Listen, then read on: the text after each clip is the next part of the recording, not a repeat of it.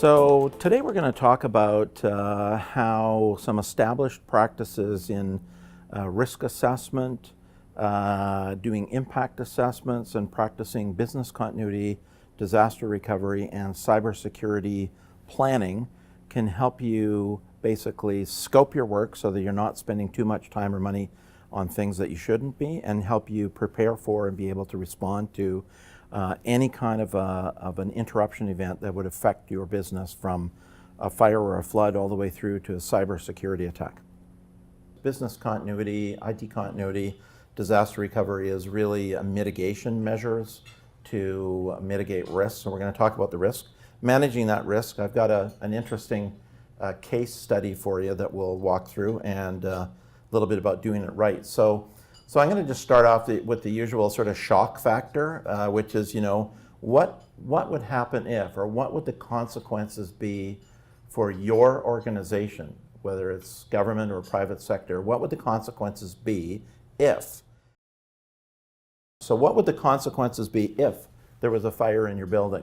So what would happen if there was a flood in your building and you couldn't get in and go to work? What would happen if one day something happened and you just couldn't get to the building, you couldn't get into the building? What would happen if your IT systems just stopped completely? What would happen if you were hacked and you had to shut all the servers down? What would happen to your organization if you had to shut everything down and you couldn't bring it back up for a couple of weeks because everything was compromised and you had to re-image? And what would the consequences be? So consequences can be financial. If you're in the private sector, the cost to contain the problem is one that people don't really think about. What is the cost? So if the cyber attack where they had to shut everything down and re-image all the machines, what's the cost of that? Just to fix the problem, right?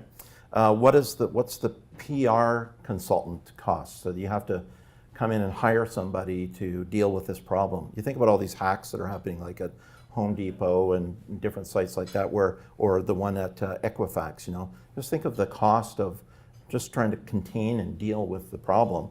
And then there's the lost business. So in the private sector, if something like that happens, you're going to be done. It's just going to be over. It's kind of interesting. I found that in the Denver Post, that 60% of small businesses that suffer a cyber attack go out of business, which I thought was kind of staggering. I didn't think it was going to be that high.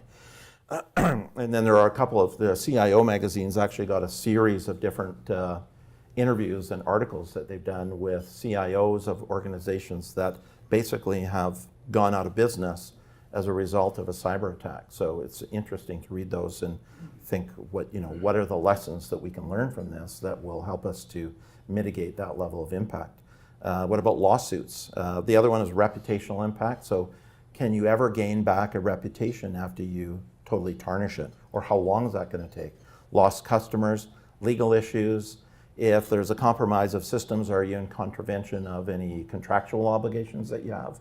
Or are you going to be in contravention of legislation or legal requirements that are imposed on you by the government? And the last one is lost productivity. What can you do to control that to some extent and to manage it? So all of these things are threats, I guess you could say, that could affect your organization. And so there are risks that need to be identified.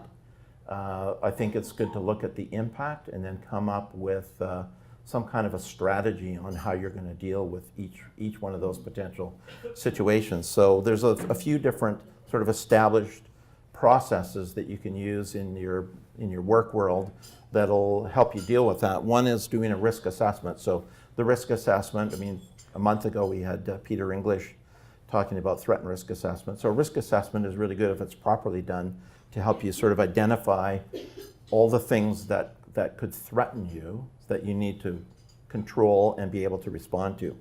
The second thing is, and this is sort of a main part of what I want to talk about, is doing a business and an IT impact assessment.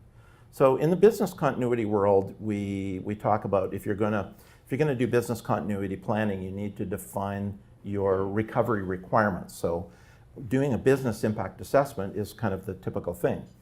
The one thing I think that a lot of people miss is that a business impact assessment can also be applied to IT systems. So you can take your list of all your IT systems and do an impact assessment. What is the impact on the business and on all those potential consequences of an IT system going down, or of all our IT systems going down, and how does it escalate over time? And so you can use the business impact assessment, looking at the business functions, to understand which are most critical, which ones have the highest impact, to kind of scope down your work. And we do this in the government sector. We do this all the time, where we do a business impact assessment of the whole department, and we focus only on critical business functions. In the private sector, you can do exactly the same thing. And my case study will show you a really good example of where we did that. And then, so once you know the risk, and then you've done an impact assessment, you've identified the more critical business functions and the more critical IT systems. Now you can focus on, what do we need to do? The bottom line, cybersecurity and IT security planning. What can we do to prevent these problems from happening? So what kind of controls can we put in that will minimize the risk of all those bad things happening before? And then the second thing is, what sort of planning can we put in place that will help us to respond if something does happen that was somehow or other we didn't control it properly, or it was out of our control.